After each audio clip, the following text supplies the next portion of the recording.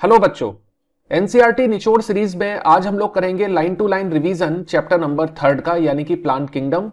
क्योंकि चैप्टर बहुत बड़ा है तो इसको हमने कई सारे टॉपिक्स में बांटा हुआ है। आज का जो टॉपिक है वो है बच्चों एल्गी। मैं हूं प्रोफेसर पीके अग्रवाल। तो आइए बच्चों आगे बढ़ते हैं, किंतु आगे बढ़ने से पहले हम लोग यहां डिस्कस करेंगे कुछ क्वेश्चंस को। क्वेश्चंस मैंने इसलिए डाला क्योंकि सबसे इंपॉर्टेंट चीज है कि आपको यह समझ में आना चाहिए कि किस तरह के क्वेश्चंस बन सकते हैं। तो ज्यादा क्वेश्चंस नहीं है, किंतु 5 to 7 क्वेश्चंस मैंने यहां पर रखे हैं। इन क्वेश्चंस को लेने के बाद आपको यह आइडिया लग जाएगा कि कितनी छोटी छोटी इंफॉर्मेशन पर क्वेश्चन बन सकते हैं, और अक्सर इस इंफॉर्मेशन को हम लोग स्किप कर जाते हैं, भूल जाते हैं, दिमाग में नहीं रहती। ठीक है, तो आइए पहले क्वेश्चंस को देख लेते हैं और उसके बाद फर्दर डिस्कशन करेंगे। यह है दोस्तों क्वेश्चन नंबर 1 जो कि मैंने सेलेक्ट किया है, बनाया है इनफैक्ट आपके लिए। और इस क्वेश्चन को आप लोग पढ़िए और ईमानदारी से अपना आंसर नोट करिए कॉपी पर। देखते हैं कि आपका क्वेश्चन सही जाता है या गलत। आंसर मैं अभी नहीं बताऊंगा, आंसर आपको लास्ट में बताऊंगा। तो सबसे पहले देख लीजिए, vegetative reproduction in algae occurs mostly bye. तो यहां 4 ऑप्शंस दे रखे हैं, फटाफट से अपना आंसर पिकअप करिए और फिर हम लोग आगे चलते हैं।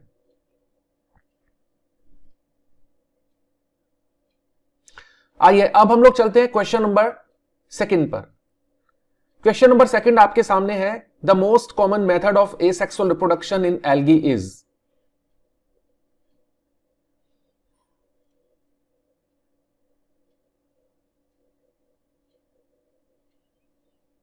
ऑप्शंस को देख करके लगता है यार ये भी हो सकता है, यार ये भी हो सकता है ना। तो हम लोगों को बिल्कुल राइट आंसर पिकअप करना है एनसीईआरटी की लाइन के हिसाब से, तो वही आंसर आपका सही माना जाएगा। तो कंफ्यूजन का लेवल आप लोग देखिए, बहुत ज्यादा कंफ्यूजन होता है, लगता है कि बिल्कुल पढ़ा पढ़ा सा है किंतु गलत हो जाता है। तो मेरा इस सीरीज को चलाने के पीछे जो पर्पस है वो आपको क्वेश्चंस देना नहीं है, आपको यह सिखाना है कि एनसीईआरटी को क्वेश्चंस के हिसाब से किस तरीके से आपको पढ़ना है। ठीक है, एक तो होता है केवल हमें नॉलेज गेन करनी है, एक नॉलेज गेन नहीं करनी है। नीट के लिए बहुत जरूरी है कि उस नॉलेज को क्वेश्चंस पर अप्लाई किया जाए कि क्वेश्चन आखिर कैसे बनेगा और इस सिचुएशन में हमें आंसर किस तरीके से करना है। तो ये क्वेश्चन आपने देख लिया होगा। Now we move on to question number 3। Question number 3 है, volvox is different from ulothrix in that. बहुत कंफ्यूजिंग है, देखिए आप पढ़ के देखिए ऑप्शंस।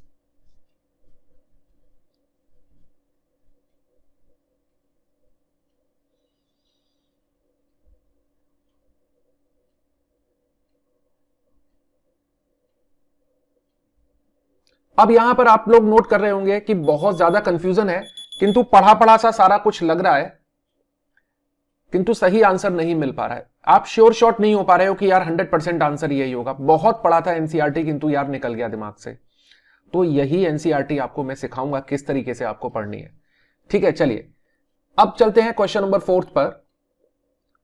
पायरेनोइड्स इन ग्रीन एल्गी।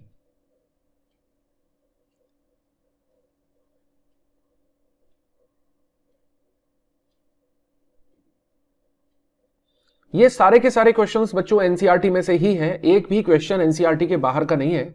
इन सारे क्वेश्चंस को हम लोग अभी डिस्कस भी करेंगे और आपको समझ में आ जाएगा कि किस तरीके से क्वेश्चन में से आंसर निकालना है। चलिए अब चलते हैं दोस्तों क्वेश्चन नंबर 5 पर। 5th क्वेश्चन है, the chlorophyll which is negligible or absent in brown algae is. यानी कि इनमें से कौन सा क्लोरोफिल मॉलिक्यूल है जो कि ब्राउन एल्गी में या तो ना के बराबर होता है या फिर एब्सेंट होता है। अगेन फ्रॉम एनसीईआरटी, बहुत कंफ्यूजिंग है, नहीं याद रहता भाई।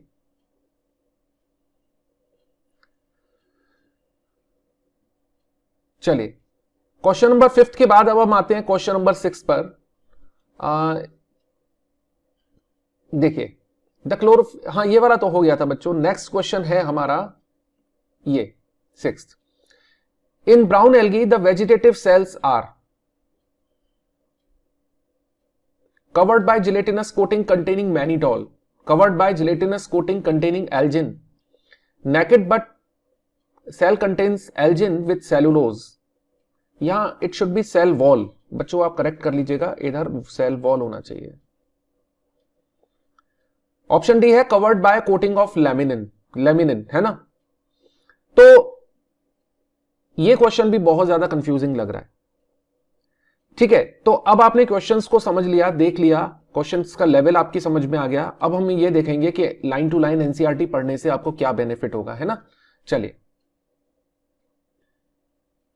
आइए बच्चों, अब हम शुरू करते हैं एनसीईआरटी की line to line study. Algae को लेकर के हम लोग चल रहे हैं, तो इसमें जितना भी इंपॉर्टेंट पोर्शन है जिस पर क्वेश्चन बन सकते हैं उसको ऑलरेडी मैंने हाईलाइट किया हुआ है आप लोगों की हेल्प के लिए। तो आप लोग यहां से देख सकते हो कि कौन सी लाइन बहुत ज्यादा इंपॉर्टेंट है ना। ऐसा नहीं है कि बाकी की चीजें इंपॉर्टेंट नहीं है, किंतु बाकी की चीजें जर्नल हैं, यानी कि जनरली हमें याद होती हैं, इसीलिए उस पर हमने बहुत ज्यादा फोकस नहीं किया है। जैसे algae are chlorophyll bearing simple thalloid autotrophic and largely aquatic, सारी चीजें अपने को पता है। जो बच्चा जरा भी ठीक से पढ़ता है उसको मालूम होता है कि एल्गी ऑटोट्रॉफिक होती है, क्लोरोफिल बियरिंग है, थैलॉइड होती है। यहाँ थैलॉइड का मतलब क्या है ये बहुत से बच्चों को नहीं पता होता। मैं आपको बता देता हूं थैलॉइड किसको कहते हैं।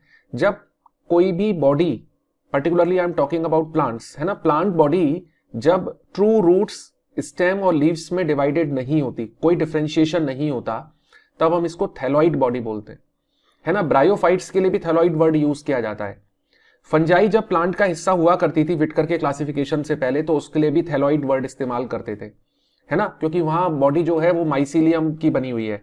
ठीक है, तो यहां पर जो एल्गी है उसके लिए भी अपन थैलॉइड वर्ड इस्तेमाल करेंगे, क्योंकि आपको कोई रूट नहीं मिलने वाली, कोई लीव्स नहीं मिलने वाली है, कोई स्टेम नहीं मिलने वाला है।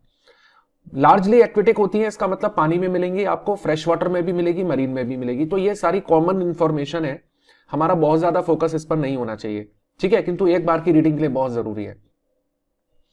एल्गी आपको लगभग सभी जगह मिल जाएगी, जहां पर आपको मॉइस्चर मिलेगी, जहां पर आपको पानी मिलेगा। तो वो स्टोन्स पे भी मिल सकती है, सॉइल में भी मिल सकती है, वुड पे भी मिल सकती है, और पानी में तो मिलती है। Some of them also occur in association with fungi. तो ये लाइन आपके लिए इंपॉर्टेंट है, हालांकि आप लोगों को पता होगा क्योंकि लाइकेन के बारे में हम लोग बहुत ज्यादा पढ़ते हैं। Lichen is symbiotic association between algae and fungi. तो एक एल्गा ले लीजिए, एक फंगस ले लीजिए, दोनों को मिला दीजिए तो यू विल गेट लाइकेन। ठीक है, तो ये नेचुरल रिलेशनशिप है, हमारे आपके मिलाने से नहीं मिलेंगे। नेचुरल एफिनिटी है एल्गी और फंजाई की आपस में, जहां दोनों एक दूसरे के लिए कोऑपरेट कर रहे हैं, यानी कि ये म्यूचुअलिज्म का भी एग्जाम्पल है। ठीक है, तो ये अपने को याद रखना है। चलिए, कुछ एल्गी ऐसी है कि जो एनिमल के साथ भी एसोसिएट हो जाती है, तो ये चीज आपको याद रखनी है। और पर्टिकुलरली जो इंपॉर्टेंट चीज है वो है स्लॉथ बियर। तो ये एग्जाम्पल अपने के लिए बहुत इंपॉर्टेंट है, दिस इज इंपॉर्टेंट, तो इस पर नोट कर लीजिए कि ये हमारे लिए इंपॉर्टेंट है। अब बाकी की कोई खास चीज नहीं है। वॉल्वॉक्स जो है वो फिलामेंटस होता है, क्योंकि बॉडी थैलॉइड है, कोई स्पेसिफिक शेप नहीं है। तो वॉल्वॉक्स कैसा है, सॉरी, वॉल्वॉक्स है कॉलोनियल और फिलामेंटस है यूलोथ्रिक्स। ठीक है, स्पाइरोगायरा नोट कर लीजिए। फिलामेंटस में कौन कौन आएंगे, यूलोथ्रिक्स एंड स्पाइरोगायरा। कॉलोनियल में कौन आएगा बच्चों, वॉल्वॉक्स, बॉल लाइक स्ट्रक्चर है, और बहुत सारे जो ऑर्गेनिज्म है वो एक कॉलोनी बना करके रहते हैं। ठीक है, कुछ मरीन एल्गी जो है बच्चों वो बहुत बड़ी होती है साइज में, उसको अपन कैल्प्स के नाम से जानते हैं, जो मैसिव प्लांट बॉडीज हैं। ठीक है, अब चलते आगे चलते हैं और एक एक चीज को आप लोग नोट करते जाइएगा। अब बात करते हैं बच्चों एल्गी के अंदर रिप्रोडक्शन की। तो रिप्रोडक्शन तीनों तरीके के हो सकते हैं, vegetative, asexual and sexual methods. अब देखो होता क्या है, यहां पर समझने वाली बात क्या है कि वेजिटेटिव और एसेक्सुअल, इनको अक्सर हम लोग सिनोनिम्स मानते हैं, यानी कि एक दूसरे के पर्यायवाची मान लेते हैं, यानी कि मतलब दोनों को एक ही मान करके चलते हैं। यदि एक ही होते तो फिर वेजिटेटिव और एसेक्सुअल को अलग अलग लिखने की जरूरत नहीं थी। तो इन दोनों में बहुत थोड़ा सा डिफरेंस है, बहुत थोड़ा सा स्लाइट डिफरेंस है। मैं आपको समझा देता हूं क्या डिफरेंस है। देखिए, वेजिटेटिव रिप्रोडक्शन एक इस तरीके का रिप्रोडक्शन है जिसमें कोई स्पेशल स्ट्रक्चर नहीं बन रहा है, जो मेन बॉडी है वही टूट करके, है ना, नया प्लांट बना दे रही है, नई बॉडी बना दे रही है। जबकि एसेक्सुअल रिप्रोडक्शन में कोई ना कोई एसेक्सुअल स्ट्रक्चर बनेगा, एक स्पेसिफिक एसेक्सुअल स्ट्रक्चर बनेगा। जैसे फॉर एग्जांपल हम कह सकते हैं जैसे स्पोर्स बन रहे हैं, तो स्पोर्स क्या है, स्पेशल एसेक्सुअल रिप्रोडक्टिव स्ट्रक्चर्स हैं जो कि मेन प्लांट बॉडी को बनाएंगे अंडर सुटेबल कंडीशंस। किंतु वेजिटेटिव में कोई स्पेसिफिक स्ट्रक्चर नहीं बनेगा। ठीक है, और सेक्सुअल मेथड में आप लोगों को मालूम है स्पेसिफिक बनती हैं, क्या बनेंगी, गैमीट्स बनेंगी, है ना। तो गैमीट्स बनेंगी, गैमीट का फ्यूजन होगा। तो तीनों तरीके के रिप्रोडक्शन में आप लोगों को क्लियर कट डिफरेंस पता होना चाहिए। हायर प्लांट्स जो होते हैं वहां वेजिटेटिव और एसेक्सुअल एक ही मतलब है, क्योंकि एंजियोस्पर्म्स में कोई एसेक्सुअल स्पेशल स्ट्रक्चर्स नहीं बनते, तो वहां वेजिटेटिव और एसेक्सुअल को हम एक ही जैसा मानते हैं, वहां उनको सिनोनिमस हम लोग मान सकते हैं। ठीक है, अब देखिए, vegetative reproduction is by fragmentation. बहुत बहुत बहुत इंपॉर्टेंट लाइन है और हमारा एक क्वेश्चन भी यहीं से बन रहा था जिसके बारे में अपन लास्ट में डिस्कस करेंगे। तो वेजिटेटिव रिप्रोडक्शन जो एल्गी के अंदर है वो मेनली किसके द्वारा है? फ्रेगमेंटेशन के द्वारा है। तो ये चीज नोट कर लीजिए। Each fragment develops into a thallus, यानी कि जब एल्गी टूट जाती है, कहीं से चटक जाती है, स्प्लिट हो जाती है किसी भी वजह से, तो वो एक नए प्लांट को दे सकती है ना। तो फ्रेगमेंटेशन के द्वारा वेजिटेटिव रिप्रोडक्शन इस चीज को भी इंडिकेट कर रहा है कि एल्गी के अंदर डिग्री ऑफ टोटीपोटेंसी बहुत ज्यादा है, यानी कि पावर ऑफ रीजनरेशन बहुत ज्यादा है, power of giving rise to a new organism बहुत ज्यादा है। इसी को अपन टोटीपोटेंसी का नाम देते हैं। ठीक है, अब एसेक्सुअल रिप्रोडक्शन की बात करें तो asexual reproduction is by the production of different types of spores. एक ही तरह का स्पोर नहीं है, डिफरेंट टाइप्स ऑफ स्पोर्स हैं। ऐसे स्पोर्स जो मूव कर सकते हैं उनको हम बोलते हैं जू स्पोर्स। नोट कर लीजिए। अब जब आप जू स्पोर्स को मूव कराओगे तो मूव कराने के लिए आपको कोई ना कोई ऐसा स्ट्रक्चर चाहिएगा जो मूवमेंट में हेल्प करे, और वो स्ट्रक्चर है बच्चों फ्लैजिला। ठीक है, तो ये फ्लैजिला बियरिंग स्पोर्स है। और एनसीईआरटी क्या बोल रही है, इस लाइन को बेटा तुम भूल जाओगे, पक्का कॉपी पे नोट करो। द मोस्ट कॉमन बीइंग, ये क्वेश्चन नीट वाले बना देंगे कि एसेक्सुअल रिप्रोडक्टिव स्ट्रक्चर्स में सबसे ज्यादा कॉमन कौन सा है। 4 तरीके के स्पोर्स वो आपको दे देंगे, जाइगो स्पोर भी देंगे, जू स्पोर भी दे देंगे, ठीक है, ए प्लानो स्पोर्स भी दे देंगे, पामेला स्टेज भी दे देंगे, बहुत सारे स्ट्रक्चर्स के नाम दे देंगे, इवन कॉनिडिया भी आपको दे देंगे। किंतु आपको घबराना नहीं है, आपको समझना है जू स्पोर। जिसमें जू लगा हुआ है वो फ्लैजिला वाला है। जू का मतलब एनिमल होता है ना, जुओलॉजी है ना, स्टडी ऑफ एनिमल्स। तो एनिमल सारे मूव कर सकते हैं, तो यहां से आप इसको कोरिलेट कर सकते हो, याद कर सकते हो। Zoospores flagella bearing moving spores है। एनसीईआरटी भी कह रही है they are flagellated motile and germination पर they give rise to new plants. बस इससे ज्यादा आपको देना नहीं है। एनसीईआरटी और किसी भी स्पोर का नाम आपको दे नहीं रही है, यहां याद ये रखना है। तो बहुत सारे स्पोर्ट्स के बारे में जाना नहीं है। देखो ये जो कोचिंग सेंटर वाले होते हैं ना, ये आप लोगों को बहुत परेशान करेंगे। ठीक है, देखिए मैं किसी टीचर के बारे में इस तरह से नहीं बोलना चाहता, किंतु जो बहुत ज्यादा एंथुसियास्टिक टीचर्स होते हैं ना, वो बच्चे को 5-5, 6-6, 7-7 तरीके के नाम लिखवा देंगे, बेटा ये स्पोर, फिर इवन नाम भी लिखवा देंगे। जो वो अपनी एमएससी की क्लासेस में पढ़ के आए होते हैं, वो सारा ज्ञान जो है वो बच्चे को दे देते हैं, इंटरमीडिएट के बच्चे को, कि बेटा ए प्लानो स्पोर, इस वाले चार नाम लिख लो, बहुत इंपॉर्टेंट है, नीट में आएगा ही आएगा, बहुत स्ट्रेसफुली आपको बताएंगे। ठीक है, मैं आपसे गारंटी के साथ कह रहा हूं कभी जिंदगी में नीट में नहीं पूछा जाएगा, है ना। 4 एग्जाम्पल यार सोचो, 4 एग्जाम्पल सबके दे दिए, 10 तरीके के स्पोर्ट्स के नाम दे दिए, आपके लिए तो 40 एक नया डेटा हो गया ना, और जिस पर क्वेश्चन कभी भी नहीं आएगा। और वो टीचर आपको, कोचिंग सेंटर वाले आपको बार बार स्ट्रेसफुली बोलेंगे, उनका जो स्टडी मटेरियल होगा उसमें सारा का सारा इंफॉर्मेशन वो डाल देते हैं। हमें इंफॉर्मेशन नहीं पकड़नी है, हमें वो चीज पकड़नी है जो हमारे नीट के एग्जाम के लिए जरूरी है। हमें यहां पर पीएचडी नहीं करनी है अभी, उसके लिए पूरी जिंदगी पड़ी है, बाद में करेंगे। और भगवान ना करे कि कभी आप इसमें पीएचडी करो, क्योंकि मैं चाहता हूं आप लोगों का नीट में सिलेक्शन हो जाए, है ना। ये प्लांट को हम नीट करने के बाद एक साइड में रख देंगे, अपने को कोई जरूरत नहीं है इसकी। तो अभी अपने को केवल वो चीज लेनी है जो हमारे काम की है ना। इंफॉर्मेशन तो आप समझिए एक महासागर की तरीके से, it's just like an ocean, एक जंगल की तरीके से। अब उसमें आप अपने मतलब की चीजें निकालोगे ना।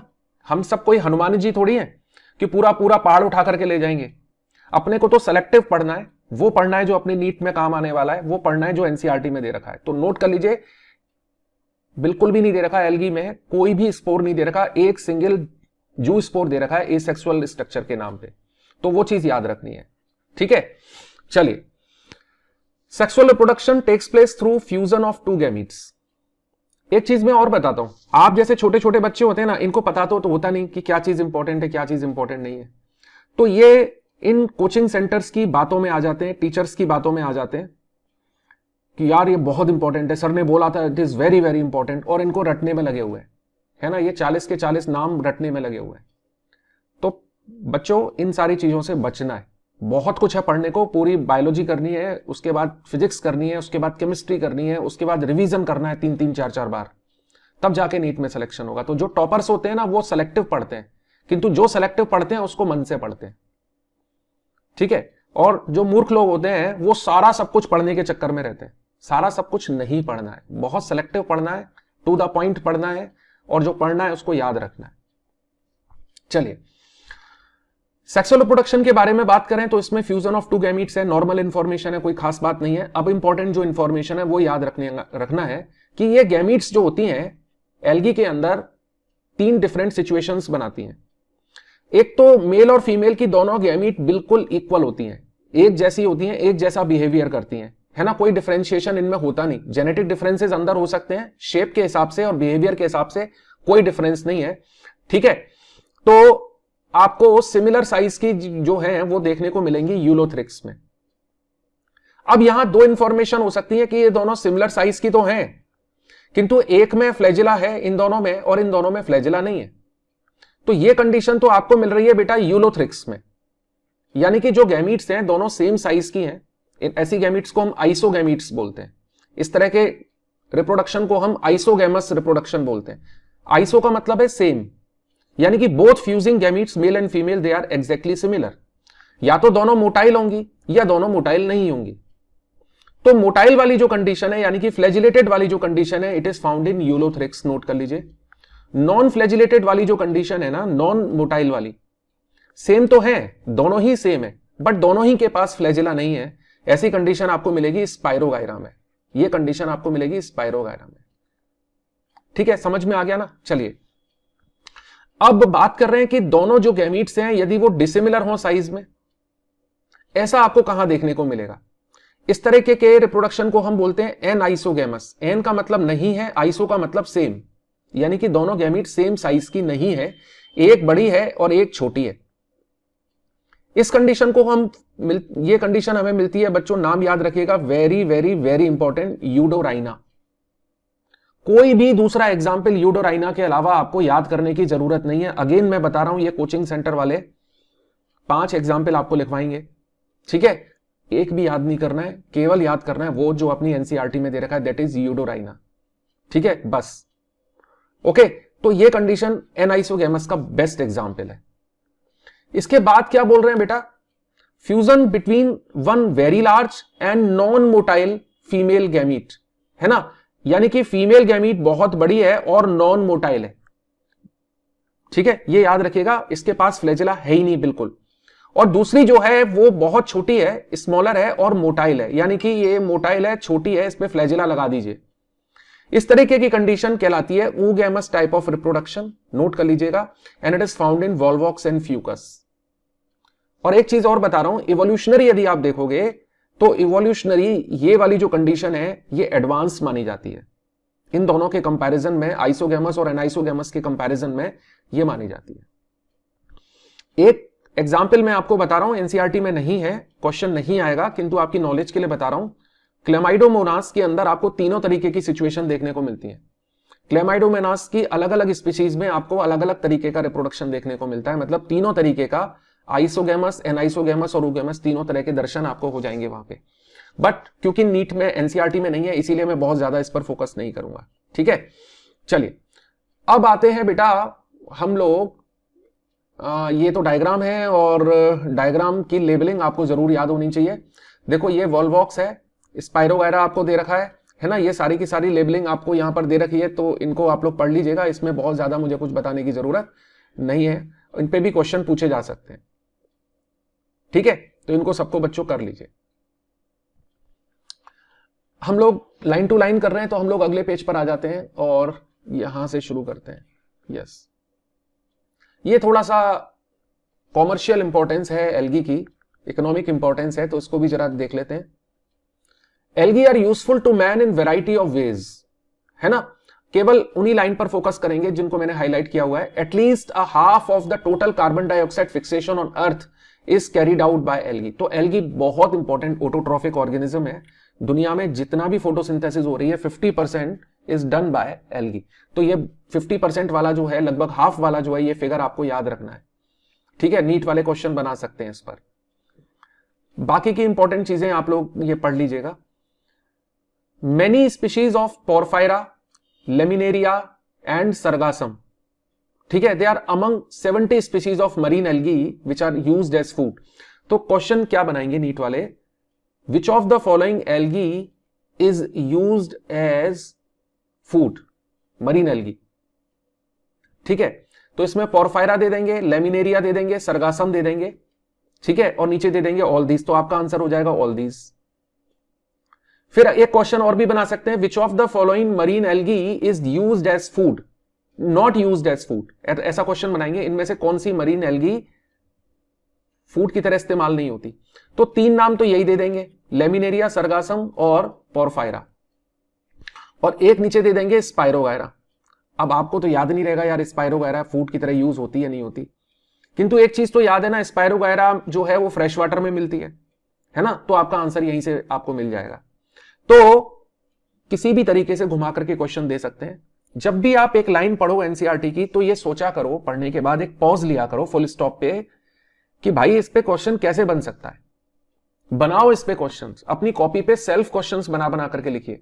एक लाइन पढ़िए, पॉज लीजिए, सोचिए किस तरह का क्वेश्चन आ सकता है इस पर, और फिर उसको लिखिए।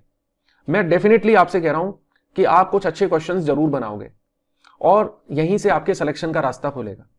ठीक है, अब बात करते हैं certain marine brown and red algae produce large amount of हाइड्रोकोलाइड्स।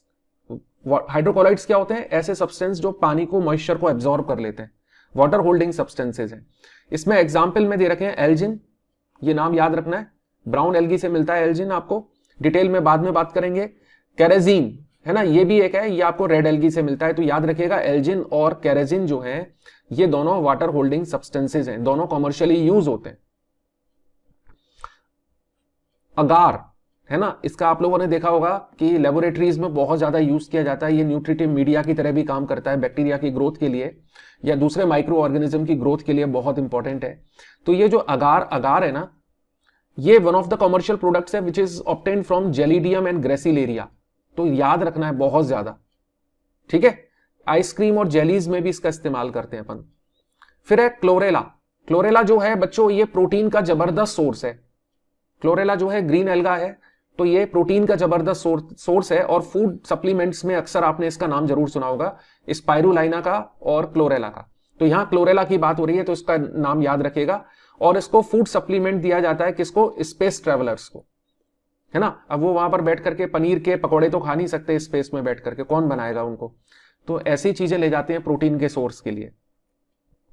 Algae को बहुत सारी क्लासेस में डिवाइड किया गया है, किंतु आप लोगों के लेवल पे 12th क्लास के लेवल पर आपको केवल 3 क्लासेस पढ़नी है, क्लोरोफाइसी, फियोफाइसी यानी कि ब्राउन एल्गी, और तीसरी है रोडोफाइसी यानी कि रेड एल्गी।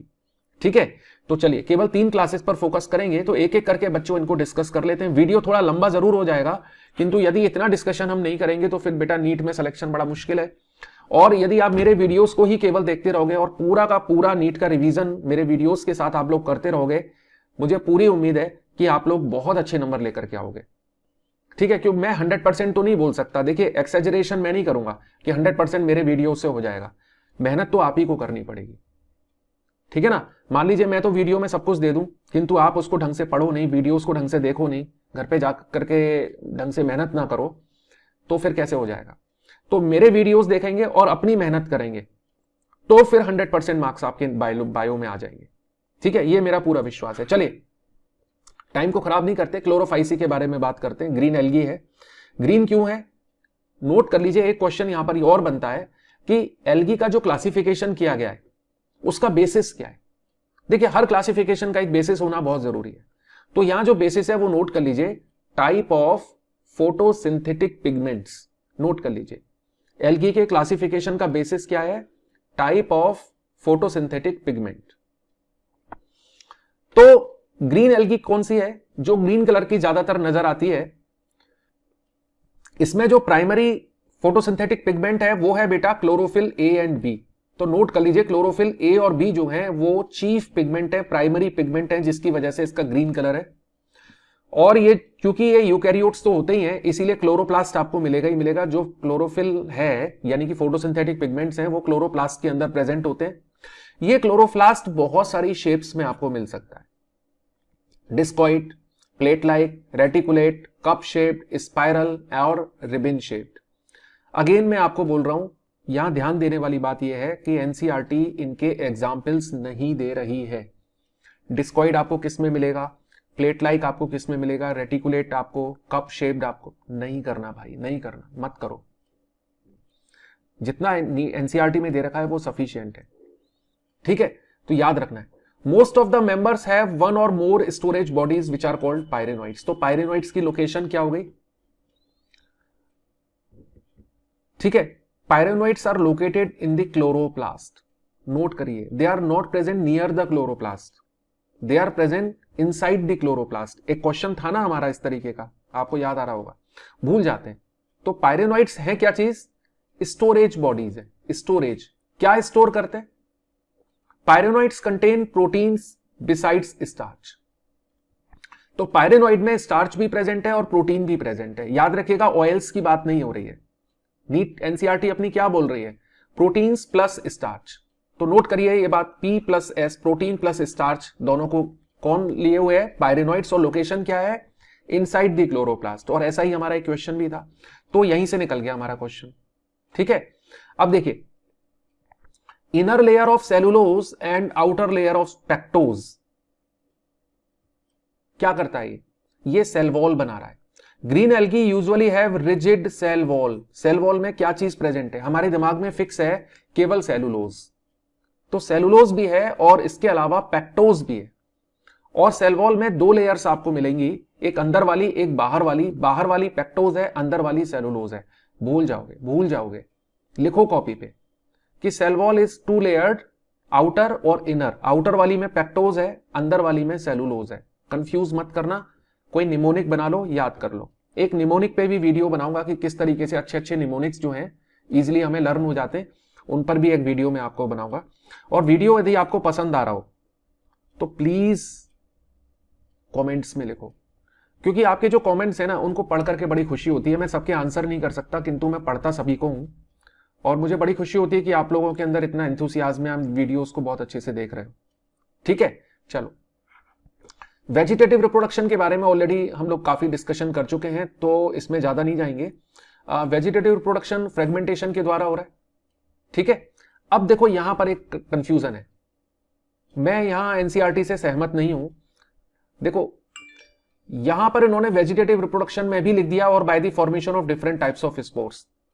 स्ट्रिक्टली यदि अपन बात करें, वेजिटेटिव रिप्रोडक्शन में कोई स्पोर नहीं बन रहे। यदि स्पोर बन रहे हैं तो फिर वो एसेक्सुअल रिप्रोडक्शन है, या फिर आप दोनों को डिफरेंशिएट मत करो, इधर वेजिटेटिव भी बोल दिया इधर एसेक्सुअल भी बोल दिया है, तो ऐसा नहीं है, ठीक है। तो नोट कर लीजिए, asexual reproduction is by flagellated spores, इसके बारे में भी अपन बात कर चुके हैं। इंपॉर्टेंट चीज ये है कि जू स्पोर्स प्रोड्यूस कहां होते हैं, zoospores are produce within the sporangia. Zoospore कहां प्रोड्यूस होते हैं, they are produce inside the sporangia.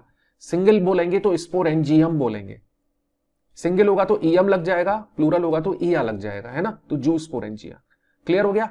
बाकी के एग्जाम्पल्स हैं, इनको आप याद कर लेना, ठीक है। सेक्सुअल रिप्रोडक्शन तीनों तरीके का मिलेगा, आइसोगैमस, एनाइसोगैमस, ओगैमस, ये एग्जाम्पल है। इनके अलावा कोई एग्जाम्पल आपको याद करने की जरूरत नहीं है।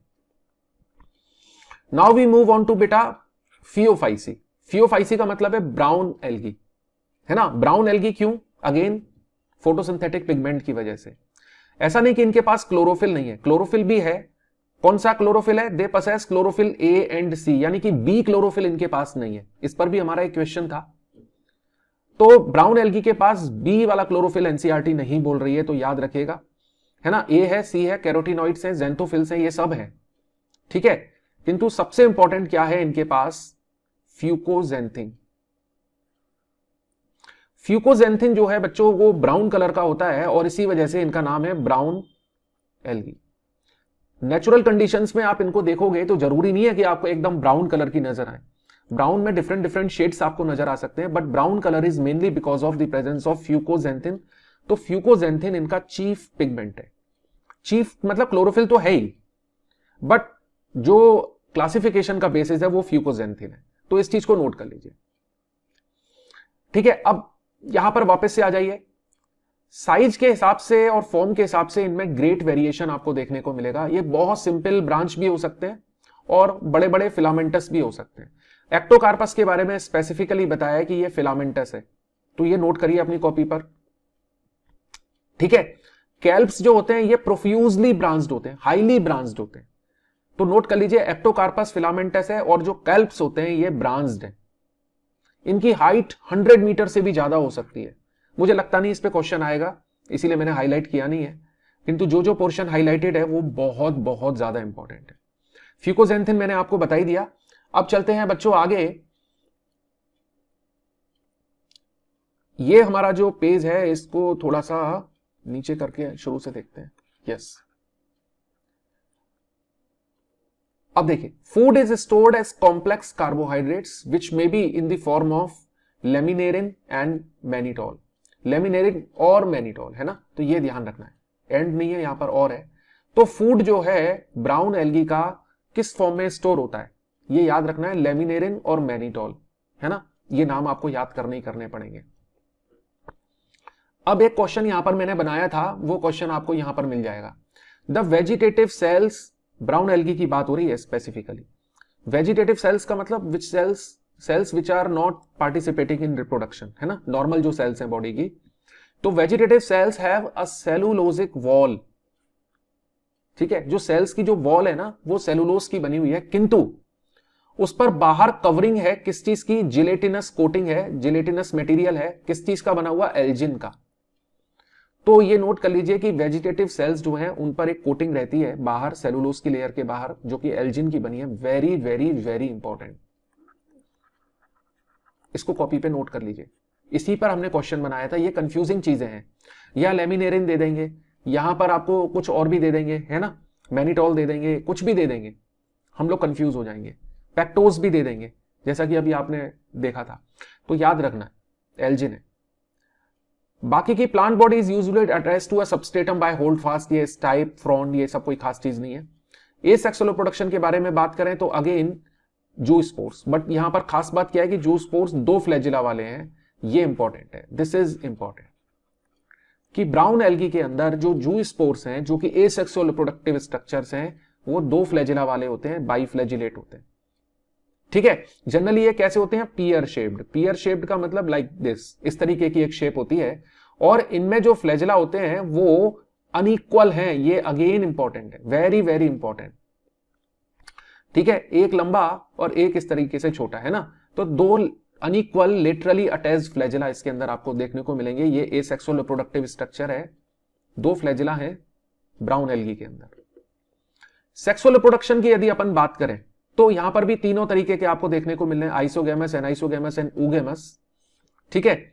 पानी में जनरली होता है, और ऊगोनियम के अंदर होगा यदि ऊगेमस वाला होगा तो, ठीक है।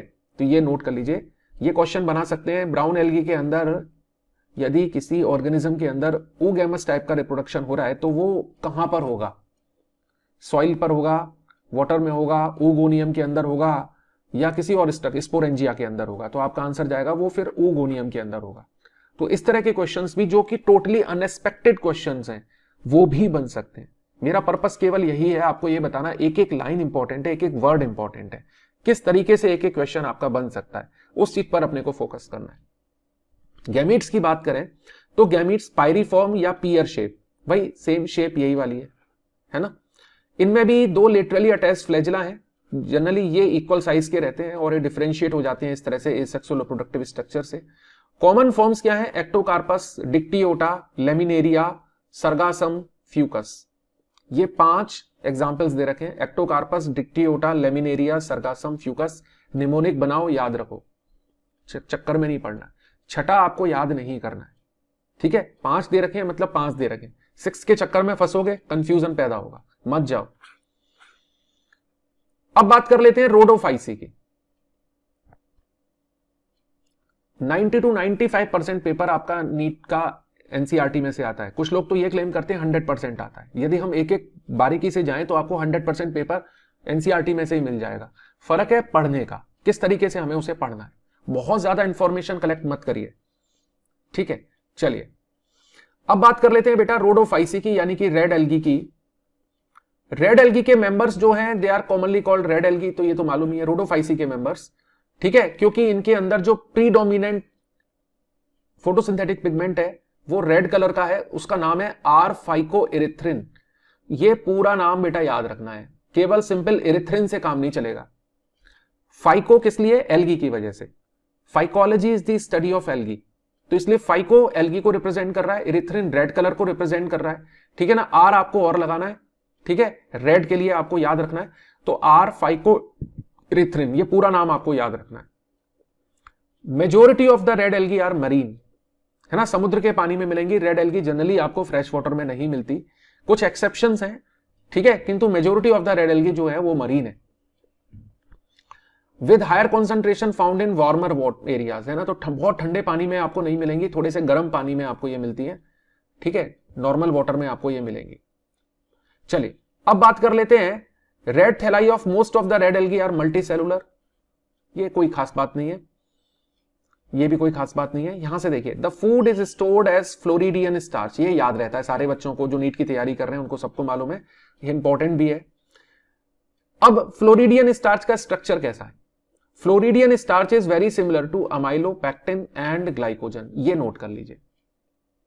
एमाइलोपेक्टोज भी दे सकते हैं, एमाइलोज भी दे सकते हैं, सेलुलोज भी दे सकते हैं, तो ये कॉम्बिनेशन आपको याद रखना है, amylopectin plus glycogen.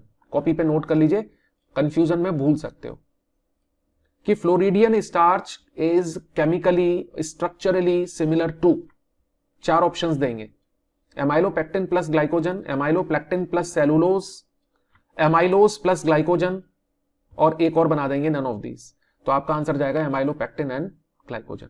Branch structure होते हैं, ठीक है, एमाइलोपेक्टिन बहुत ज्यादा ब्रांच होता है। चलिए अब यहां पर बेटा आपको दे रखी है एक टेबल, तो एक सेकेंड रुको, ये टेबल दे रखी है, पहले हम इसको कंप्लीट कर लेते हैं, फिर टेबल पर वापस से आएंगे। ब्रायोफाइटा हम लोग अगले वाले टॉपिक में पढ़ेंगे, अगले वाले वीडियो में पढ़ेंगे, इसको कंप्लीट कर लेते हैं। सेक्सुअल रिप्रोडक्शन oogamous होता है, ये नोट कर लीजिए कि रेड एल्गी के अंदर आपको एनाइसोगैमस और आइसोगैमस नहीं मिलने वाले, यहां सेक्सुअल रिप्रोडक्शन पूरी तरह से oogamous है, ठीक है, बाकी को कोई चीज इंपॉर्टेंट नहीं है। एग्जाम्पल है पॉलीसाइफोनिया, पोरफायरा, ब्रेटेकोस्पर्मम वगैरह यहां पे दे नहीं रखा, तो ज्यादा याद करने की जरूरत नहीं है। ग्रेसिलेरिया, जेलिडियम, जिससे अगार मिलता था, वो मैं आपको बता ही चुका था, तो ये दोनों भी बहुत इंपॉर्टेंट है, ग्रेसिलेरिया और जेलिडियम, यानी कि अगार आपको किससे मिल रहा है? रेड एल्गी से। चलिए कम बैक टू, हम जो टेबल थी उस पर वापस आ जाते हैं बेटा। एक सेकेंड, थोड़ा छोटा कर लेते हैं, इससे आपको समझने में दिक्कत होगी। ये एक छोटी सी टेबल है और सारी इंफॉर्मेशन अब आपकी नॉलेज में है ही। क्लोरोफाइसी ग्रीन एल्गी, है ना, क्लोरोफिल कौन कौन सा है? ए और बी है, स्टोर्ड फूड स्टार्च है, सेल वॉल सेलुलोज की बनी हुई है, फ्लैजिला का नंबर और उसका इंसर्शन 2 से 8 फ्लैजिला हो सकते हैं, ठीक है, ऊपर टॉप पर प्रेजेंट होते हैं, सब इक्वल साइज के होते हैं, है ना, ये याद रखना है। हैबिटेट ये सब दे रखी है, सब आप लोग याद कर लीजिए, कोई खास बात नहीं है। ब्राउन एल्गी के अंदर बी वाला क्लोरोफिल नहीं है, ए और सी है, फ्यूकोजेंथिन है जो कि मेन है। मैनिटोल और लेमिनेरियन, इसके लेमिनेरिन जो है वो स्टोर्ड फूड है, और सेलवॉल जो है वो सेलुलोज और एल्जिन दोनों की बनी हुई है, आपको याद होगा, सेलुलोज और एल्जिन दोनों बताए थे हमने। और यहां पर आप देखिए रोडोफाइसी में क्या कहानी है कि क्लोरोफिल ए है, डी है, फाइको इरिथ्रिन इंपॉर्टेंट है, फ्लोरिडियन स्टार्च आपके लिए मिलेगी, है ना, ये स्टोर्ड फूड मटेरियल है। सेलुलोज, पैक्टिन और पॉलीसल्फेट एस्टर्स, ये आप लोगों को याद रखना है। सेलुलोज तो है ही है, पैक्टिन भी है, और साथ में यहां पर पॉलीसल्फेट एस्टर्स भी है। फ्लैजिला इसमें एब्सेंट है, ये याद रखने का, वेरी वेरी इंपॉर्टेंट, इसको भूल सकते हैं हम लोग। बाकी का मोस्टली फ्रेश वाटर में कम मिलेगी आपको, मोस्टली जो रेड एल्गी है वो आपको मरीन में मिलेगी। हालांकि यहां पर उन्होंने फ्रेश वाटर लिख दिया है, एक्सेप्शनली कुछ है, सम लिख दिया है इन्होंने। चलिए, तो इस तरीके से बच्चों आपने पूरा का पूरा कर लिया। अब एनसीईआरटी की लाइन टू लाइन स्टडी आपने कर ली है। अब जो हमारे क्वेश्चन शुरू में दे रखे थे उनके आंसर्स आप लिख करके मेरे को कमेंट सेक्शन में भेजो फटाफट से, ठीक है। कमेंट सेक्शन में देखो, मैं चेक करूंगा और सही आंसर मैं फिर आपको 1-2 दिन के बाद डिस्क्रिप्शन में डाल दूंगा या कमेंट में डाल दूंगा, ठीक है, क्योंकि अभी बता दूंगा तो सस्पेंस खत्म हो जाएगा, फिर आप लोग कर नहीं पाओगे। तो आप लोग खुद कोशिश करिए, एनसीईआरटी को पढ़ लिया है, सारे क्वेश्चंस अब आपको आसानी से मिल जाएंगे। शुरू में जो हमने क्वेश्चंस दिए थे उनको प्लीज करिए, मन लगा करके पढ़ो, ठीक है, कोई कोचिंग वोचिंग में जाने की जरूरत नहीं है, अपना पैसा मत बर्बाद करो, हार्ड अर्न मनी है मम्मी पापा की, उसको बचाओ, ठीक है। जब आपको यूट्यूब पर सारी चीजें फ्री ऑफ कॉस्ट मिल रही हैं तो क्यों कोचिंग सेंटर्स में जाकर के पैसा खराब करते हो। ठीक है, पढ़िए, रेगुलर बेसिस पे पढ़िए, मन लगा करके पढ़िए। पढ़ने का तरीका आपको मिल गया है, सेल्फ स्टडी भी कर सकते हो। ठीक है, मेरे वीडियोस तो आते ही रहेंगे, उनको लगातार देखते रहिए। चैनल को सब्सक्राइब करो, बेल आइकन को दबाओ जिससे नोटिफिकेशन आपको मिल जाए। और सबसे बड़ा काम करना है, आपने कम से कम 10 फ्रेंड्स को, 10 दोस्तों को इस चैनल के बारे में बताना है। ठीक है, जिससे कि हम ज्यादा से ज्यादा स्प्रेड कर सकें और नॉलेज, इंफॉर्मेशन, अच्छी चीज ज्यादा से ज्यादा लोगों को पहुंच सके। Till then, goodbye and take care.